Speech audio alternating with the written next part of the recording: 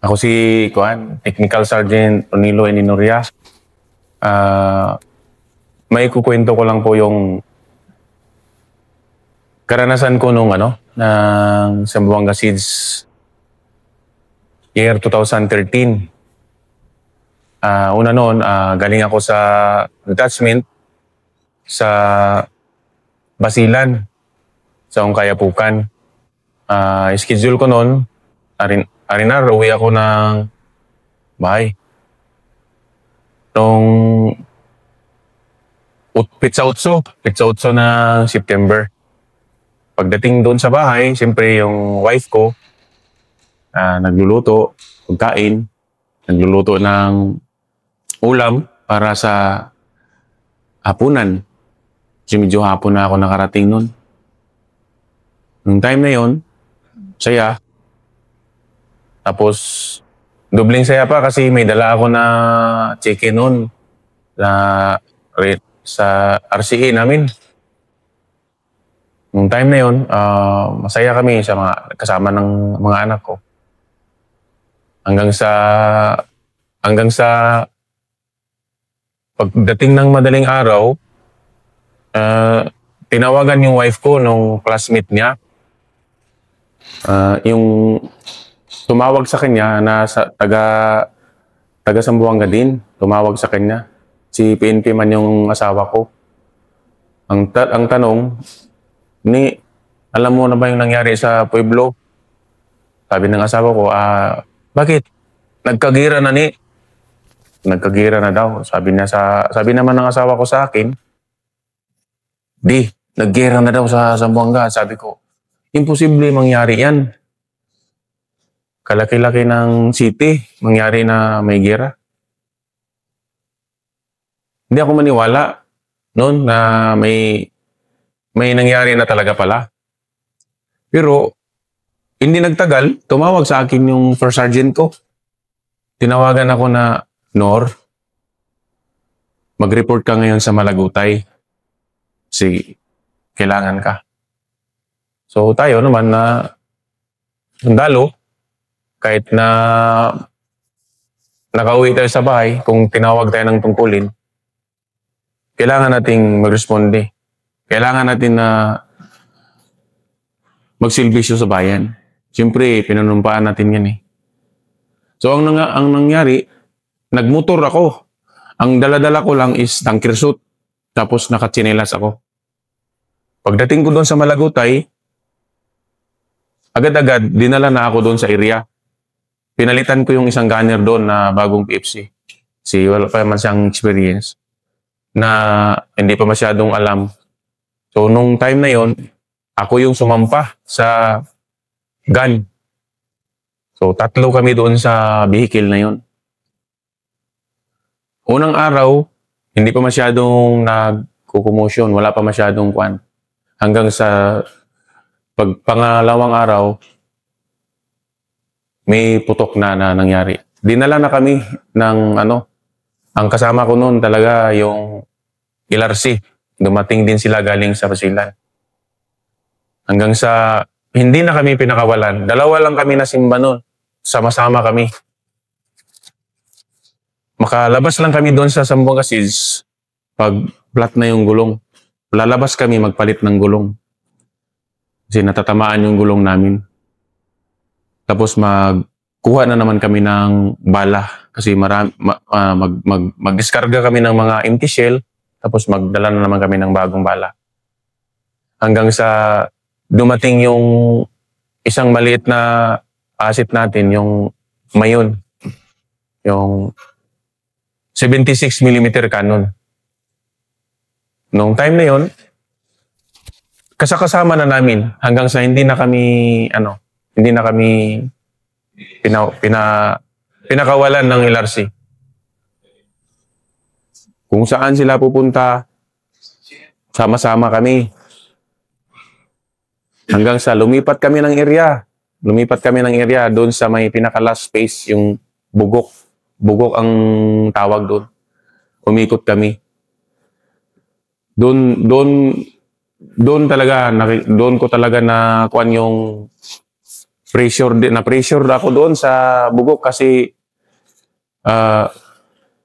ang LRC nag-lead tapos kami sumunod kami, vehicle namin sumunod mismo. Ang ano doon is may mga tumba na kuryente, yung poste ng kuryente. Magaling yung vehicle driver ko kasi inano niya, talagang parang ihawi niya yung mga poste para makadikit talaga kami. Kasi kailangan talaga kami ng LRC nun. Ano talaga, kailangan, sabi din ng CEO ng company ng LRC nun na dikit kayo, dikit. Habang dumidikit ako sa kanila, yung putok ko, left and right, kasi sa harapan sa kanila. Sa briefing, sa harapan sa kanila. Left, right sa akin. Lahat ng mga kwan sa kanan, saka sa kaliwa, sa akin. Pero, pag na-flat kami, punta lang kami sa pinaka-secure area para palitan na naman yung gulong. Hindi ko makalimutan, siguro mga kasiyam. Kasiyam ako nakapalit ng gulong. Grabe. Kasi ang crew, kayo lang din yung magtanggal. So 3 kami lang din yung magpalit ng gulong. Tapos pagka okay na naman, pasok na naman doon kasi ayaw ng LRC na wala kami kasi pag magpasok kami sa loob-looban, kailangan talaga na nandun kami para cover din kami. Cover din talaga kami sa LRC. Kaya hanggang sa mag-atras na naman kami. Atras. Nung magtawag na naman na magdala kami ng mga kailanganin nila. Granada. Sakay namin sa vehicle. Pati yung yung guide nila mismo na nandyan. Hanggang sa natapos yung Zamboanga Seeds. Nandun kami sa LRC. Kami yung 2 vehicle. Pangatlo yung Mayon. Kami yung kasama. Isa-isahin nga natin, Master, yung mga mission nyo nga noon. Kasi yung nagsimula kasi yung Zamboanga Seeds kasi yun yung unang urban combat na talaga magkasama yung armor tsaka infantry. So mga infantry, mga LRC, mga Scout Ranger Company, mga infantry battalion, mga division reconnaissance company.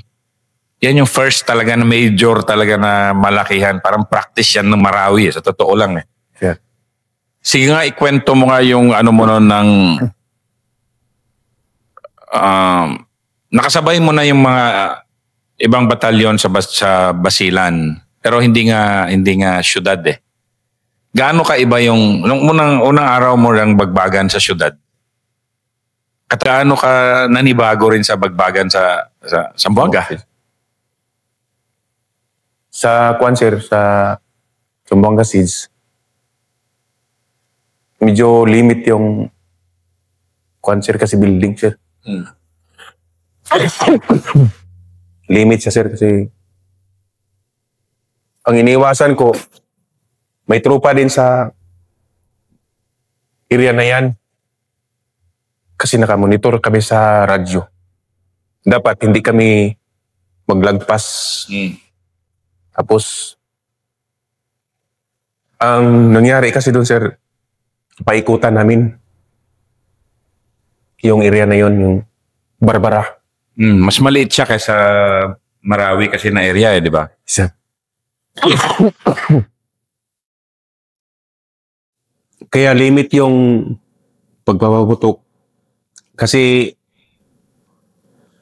yung time na yun, marami na rin yung unit na involved.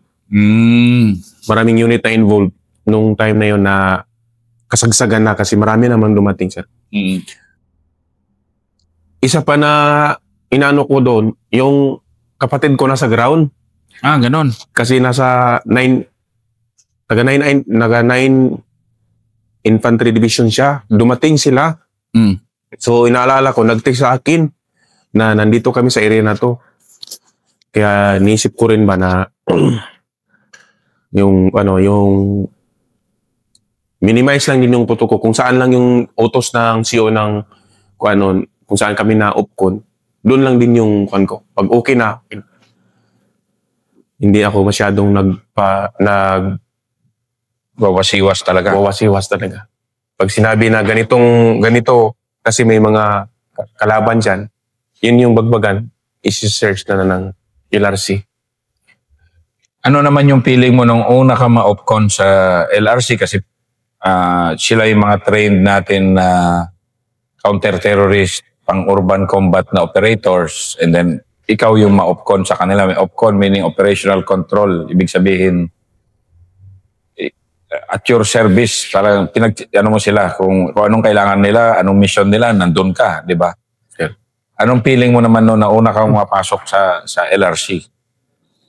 Sabi ko, noon sir, sabi ko, ayaw ko na mapahiya rin sa kanila yung time na yun.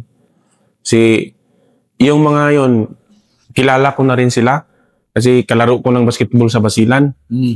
Kaya masaya sila nung nakuha nila yung vehicle namin. Paglabas ko sa vehicle, masaya sila. Uy, Sergeant, kita-kita naman tayo. Parang masaya sila sa akin na nakita nila ako. Tapos meron pa yung kasama nila doon na kapatid din ng kabats ko.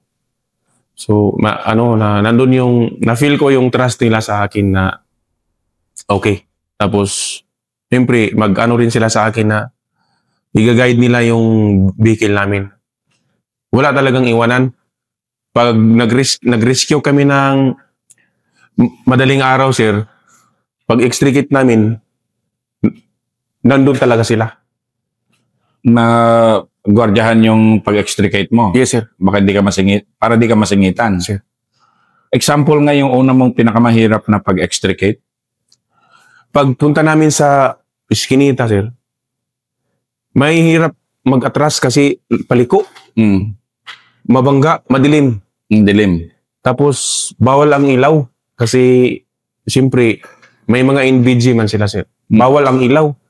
So, ang driver doon, kailangan gamay mo yung karsada para hindi ka mabunggo ng mabunggo.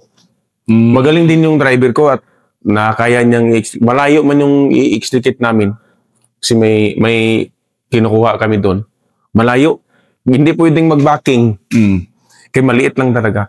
Kaya, ang galing mo dapat pala talaga na driver kung armor ka sa mga panahon na yon. Yes, sir. Kailangan talagang isakto mo talaga sa Hindi pwedeng wala namang magsinyas doon kasi dilim. Tapos kung magsinyas ka, alanganin baka matamaan ka. Atras lang ng dahan-dahan hanggang sa nakarating kami doon kung saan naman kami nakatago, sir. Bilib na bilib din sila kasi kahit madaling araw, pawis na pawis kami kasi sobrang mainit man din. Nandun yung magputok ka man.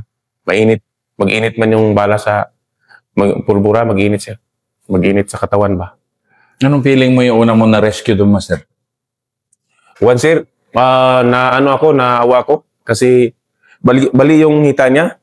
Estudyante daw siya. Bali. Tuwing hawakan ko siya, civilian yung sir, estudyante. Tuwing hawakan... civilian? Yes, sir. Na-capture siya ng sir. Civilian. Tuwing hawakan namin siya, sigaw ng sigaw. Pero LRC yung nagkuha, sir, nagsakay para sa amin. Tapos, meron na naman mga matanda. Akala ko sundalo lang inaano yun, hindi pala. Ano rin, sir? Civilian tsaka ano? Yes, sir. Mga civilian at tsaka mga patay na kalaban. Pinakarga rin namin. Bakit? Dinadala namin sila sa para madala sila doon, sir, sa lugar kung saan para maipalibing din sila ng paglibing agad. Kasi kailangan nilibing agad. So ganyan talaga yung sundalo, pati kalaban na patay, responsibilidad din na ikarga para mabigyan ng marangal na libing according to Muslim rights. Pero Maraming, ano naman yung mga style noon, Master, ng napabilib ka rin sa LRC? Yung mga ganong banat, yung, di ba, magkabody kayo eh. sir. Kung baga walang armor at walang ano doon, kung hindi magkabody, walang nangyari na panalo sa Zamboanga Siege and even Marawi Siege, di ba? Sir. Ano naman yung mga napabilib ka na galawang professional doon ng mga LRC ng mga panahon na yan? Ano talaga sila, sir? Humanga ako sa ano nila, yung sa execution. Yung magpasok sila ng isang iskinita at saka magpasok sa yung mag-CQB sila sa loob. Ang bilis. Ang bilis ng galawan. Ang bilis talaga ng galawan nila. Na makikita ko may tumago pa nga doon sa kuan lang sir yung bomba na tubig. Nandun lang siya kasi na tapilo na kuan siya sir ba nadapa. Tumago lang siya doon habang nagpaputok ako. Hindi rin nun ah. Oh. Pero talagang wala ka rin confidence sa pagpapaputok mo. Medyo kabado ka rin no? May matamaan kang kapasundalo kung hindi ka rin confident. Kuan sir kasi hindi man siya sa harapan ko. Ah, okay. Bali yung gun ko sir malayo sa kanya. Pero nakikita ko siya. So talagang magkabady talaga no. Attack sila, bibira ka rin kung saan lang ano. Yes sir. Ano sila talagang bilib ako kay yung galawan nila. Maano talaga, mabihasa talaga sa pagsasanay. Makikita mo pati maganda talaga ang ano nila sir, nandun yung helmet, vest, kumpleto talaga. Sa amin, hindi na kami magsuot ng vest kasi sa sobrang init na. Sobrang init sa loob. O sobrang init na sa loob sir. Init sa araw, init pa sa loob kasi walang hangin masyadong nakakapasok. Anong pinakamahirap na mission mo doon? Buong Marawi, buong Zamboanga Siege? Yung ano sir, halos nung nag-start, mahirap na siya sir, mahirap na siya. Kasi nakikita ko na rin yung masugatan ng tropa. Hanggang sa natapos kasi hindi na kami nahiwalay sa LRC sir. So, yung command nila, susunod namin, pag-info na lang kami sa company commander namin noon. Ganito flat yung gulong. Straight ka na naman. Straight na naman. Hanggang sa yung pid foul ng 50 ko sir, hindi siya magkahig. Ano no? Yung pid foul ng 50 ko, yung magkahig ng bala para magputok. Hindi na siya magkahig. Nag-1 na ako sir sa sobrang init. Pero may spare barrel naman kayo palagi, di ba? Meron sir. Pero pinaayos ko talaga yan sir. Nung na-flat naman kami, mayroong mechanics doon na taga Fort Mec na inayos niya. Baluktot na yung pid foul sa sobrang dami na niyang pinutok. Kaya yun pala yun, isang ano rin yun, isang kuan din yun, yung marami ka masyadong putok. Kuan yung pid foul, yung pangkahig ng bala. Anong mas nauna pala Master yung Baguindan mo, yung Zamboanga Siege? Zamboanga Siege, sir. So ito yung talagang dito Zamboanga Siege. Dito ka rin, kasi yung Baguindan mo medyo, ano ka na experience ka na Pero itong Zamboanga Siege, ano rin, anong mga una mong natutunan sa bagbagan dyan sa Zamboanga Siege na nagamit mo rin doon sa Baguindan na bagbagan mo? Sa Zamboanga Siege, sir, ang natutunan ko yung mag-control sa bala. Kaya nung nandun ako sa Baguindan, sir, inano ko na kung magtagal ito, kailangan masustain ko yung bala. Kaya hanggang sa natapos yun, may bala pa rin ako. Pero isang box na lang. Pero dito, hindi ka masyadong nalapitan ng kalaban. Hindi ka tulad doon sa Baguindan mo na talagang 25 meters. Ito, support ka ng LRC, di ba? Talagang yes, support. Support lang kami, sir. Tagadala ng supply, tagabagbag. Ano pa yung mga mission mo sa kanila? Yung magkuha ng wounded, sir. Kuha ng wounded. Yung wounded na civilian, wounded ng kalaban, tsaka tropa. Pati wounded ng kalaban, nilalabas mo. Alam, patay lang na kalaban. Nilalabas. Ano naman feeling mo nung nilalabas mo itong mga wounded na kalaban na ito yung mga pumapatay sa kapwa ko sundalo? Anong feeling mo nun? Sa akin, sir, nandun yung ano ko ba na, bakit kasi ano to sila na, pero wounded naman na siya. Ang inano ko lang, na-feel ko sa kanya na tao pa rin to. Wounded, kailangan pa rin na i-ano natin. Kailangan pa rin na mapagamot. Nang feeling ko lang doon, medyo na ano din ako kasi ito yung dahilan kung bakit nagkagera at nagkasugat-sugat ng sundalo, may nag-voice pa ng buhay. Sila rin yun. Pero nakatali yung kamay nila, sir. Tali. Kasi bala yung loob namin. May M16 din kami sa loob. Yung tropa na namatay, meron kang in-extricate? Meron, sir. Ano naman feeling mo nun? Ano itsura? Anong bigat nun? Mabigat talaga, sir, kasi sir eh. Buhay pa siya nung kinuha namin. Oh. Buhay pa siya. LRC? Sir. Buhay pa siya, sir. Sige, kwento mo nga paano nyo dinaandahan makuha and then ano nangyari? Sir, tumawag yung baga yun, sir, tumawag na may wounded. So, palo kami kagad, sir. Punta kami kagad. Hanggang sa dinala na lang doon sa vehicle. May tama yung ulo niya, sir. Buhay pa man siya, sir. Bilis yung ano namin, sir. Pagdating namin doon sa safe area, naisakay kagad siya ng kwan. Pero nalaman ko na lang, sir, na nawala na pala siya. Nalaman ko na wala na pala siya, sir. Sabi ko, ang sakit naman kasi inalalayan ko pa siya, sir, eh. Karga. Medyo malaki siya, sir, eh. Sir ba? Tapos yung isa rin, sir, na in-extricate namin, sabay na 3, wounded. So, na LRC rin? Yes, sir. Yung isa naman, dito, sir, sa hita. Sabi niya, tapusin niyo, master. Sabi niya sa akin. Sabi ko, sir, huwag kang matulog. Tapos yung kapatid ng kabas ko, sir, may tama sa kamay. Na-dextrose na. Ayun ang kagalingan ng LRC, sir, eh, kasi may mga na sila, BDX. Sabi ko, okay ka lang? Sabi niya, okay lang ako, master.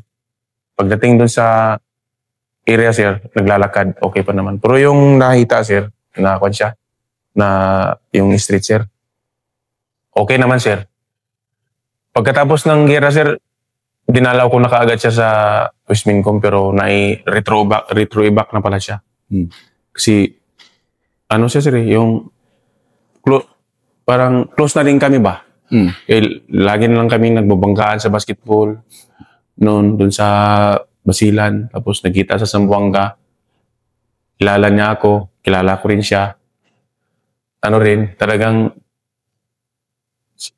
siya yung matikas na CEO ng kumpanya, sir, na talagang mag-lead talaga. Matikas, pero natamaan siya sa hita, sir, pero okay naman siya. Officer? O, sir. Grabe, no? Matikas talaga yan, sir. Parang kilala ko yan. Matikas talaga, sir. Matikas talaga siya. Ano talaga siya, sir? Nakita mo ba siya sa action? Yes, sir. Sige nga, kwento nga. Naglilid siya, sir.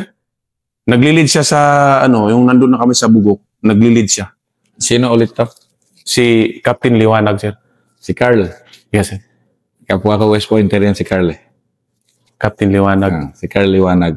Ngayon, kwento mo nga yung kabayan yung katapangan ni Carl. Nung, may dala siya na, cutter. Kay may mga wire, sir. Talagang tutulin niya. Siya mismo nagputol. Naglilid siya para makaabanti kami. Habang pumuputok yan, sir. Pumuputok siya sa harapan. Makadaan lang kami. Grabe ka, talaga. Ang lakas talaga ng loob. Bilib talaga ako dun. Panood to ni Carl. Schoolmate kami. Pareho kaming West Point. Sir. Dib talaga ako nun, sir. Nung nasugatan siya, sir, sa bandang huli na yun, malapit na matapos. Nung nakita ko agad siya to, sir, ka lang, sir. Sabi na, tapusin naman, sir. Sir, sige, sir. In-encourage pa niya ako kahit tundid na siya.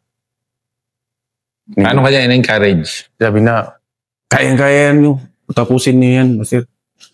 Malapit nang matapos.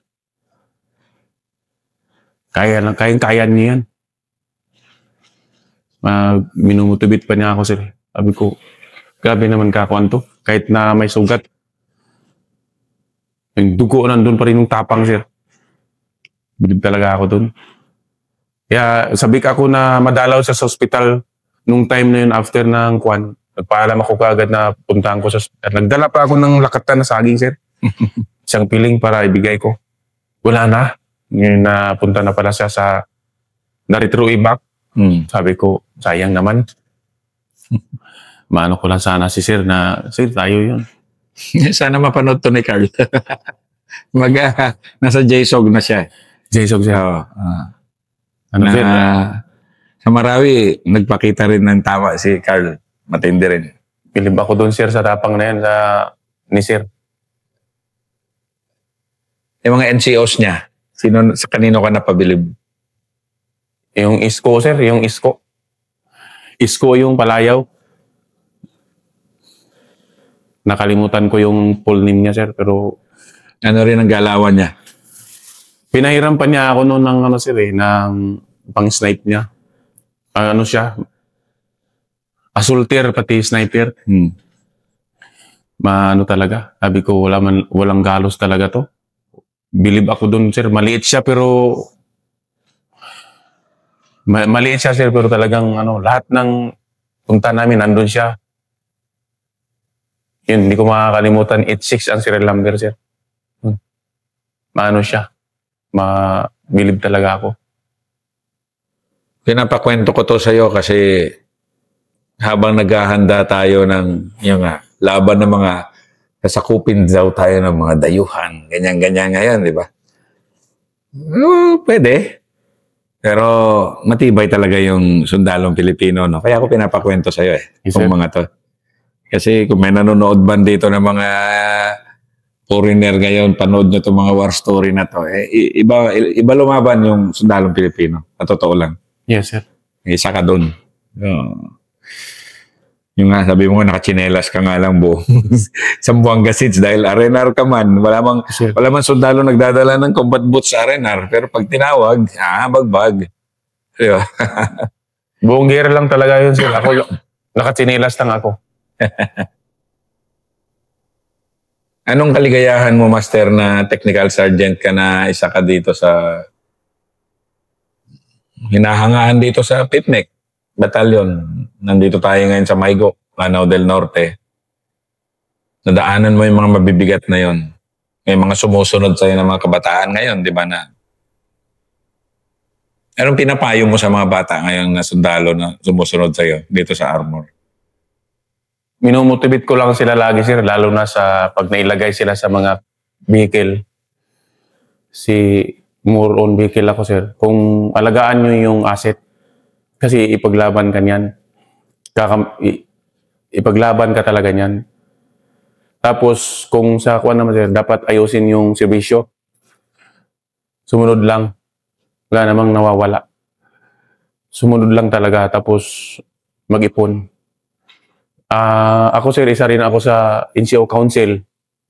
Minano ko yung mga tropa na mapaayos yung buhay nila. Hindi pa sila makarating ng 10 years, may bahay na sila. At least, may mga naipon na. Kung mag-early retirement sila, at least, financially stable na. Financially stable na kasi malaki na ang sweldo. Nakasustain na talaga sa pangangailangan ng pamilya. Kaya sabi ko, ayusin yung trabaho. Ang trabaho, nandyan lang yan. Andyan na yan. Alagaan mo rin yung sarili mo. Kailangan balanse ka. Kailangan mayroon ka rin spiritual. Magsimba ka, magdasal ka. Meron sa ano naman sa kaluluwa naman. Pwede kang mag-enjoy diyan, mag-videoke. Pero wag ka lang lumagpas. Kailangan mong ipasayahin yung sarili mo. Wag ka lang lumagpas din.